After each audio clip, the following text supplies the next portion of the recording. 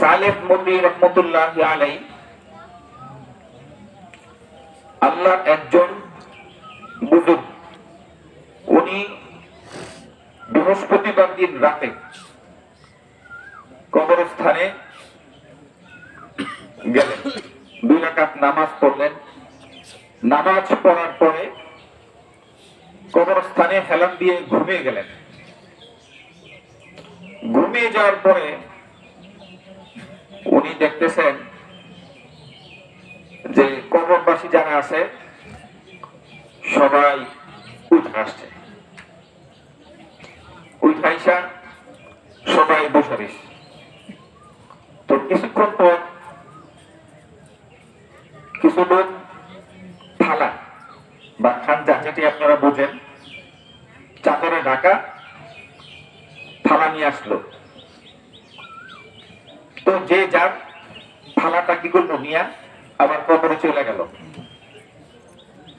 কিন্তু একটা লোক, তার জামা কাপড়ও বেশি ভালো ছিল না, আর অন্যান্য যারা ছিল সবার কাপড় চোপড় ভালো ছিল, কিন্তু একজন লোক তার জামা কাপড়ও ভালো না, সে ওই থালাটা বা খানজাটা পায়নি। তো সে যখন কবরস্থানে চলে যাবে তখন আল্লাহর ওলি ডাকতেছে যে এদিকে আসেন। সবাই এই জায়গায় আসলেন, বসলেন, সবাই একটা করে থালা পাইলো, খানজা পাইলো, সবাই চলে গেল যার যার মতো। আপনি দেখি কিছু পাইলেন না, এটা কারণটা কি? আর ওই থালার ভিতরেই বাকি। তখন ওই লোক সালেহ মজরিকে বলতেছেন যে এই থালার ভিতরে যারা জীবিত আছেন,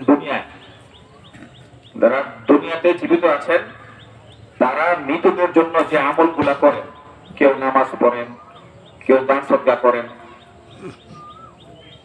এই আমল গুলা প্রতি বৃহস্পতিবার দিন রাতে এটা আল্লাহ রাব্বুল আলামিন যার যার কাছে কি করেন, পৌঁছায় দেন। তো বলে যে তাহলে তুমি খানজা পাইলা না? যে বলে আমার তো দুনিয়াতে নাম নেওয়ার মতো কেউ নাই। আমার মায়ের সাথে আমি হজে যাইতেছিলাম, তো প্রথমে আমি মারা যাই। পরবর্তীতে আমার মা কিছুদিন পরে অন্যত্র বিবাহ হয়ে যায়।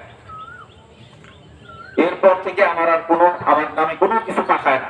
এই জন্য আমার আজকে এই হাল, এই দুর্দশা। আর অন্যান্য কবরবাসী যারা আছেন, তাদের আত্মীয় স্বজন, তারা তাদের জন্য কি করে, সব রাসানি করে, সব পাঠায়। তো পরে বলল, তো ঘুম ভাঙ্গার পরে পরের দিন উনি কি করলেন, ওনার কথা মতো ওই জায়গায় গেলেন। যাওয়ার পরে মহিলাকে ডাকলেন, আড়াল থেকে ডাকলেন। ডাকার পরে বলতেছে যে আপনার কি কোনো ছেলে আছে? পরে মহিলা বলতেছে না, আমার তো কোনো ছেলে নেই। তো সালেহ মৌলী আবার বলতেছে, আপনার কি কোনো ছেলে ছিল?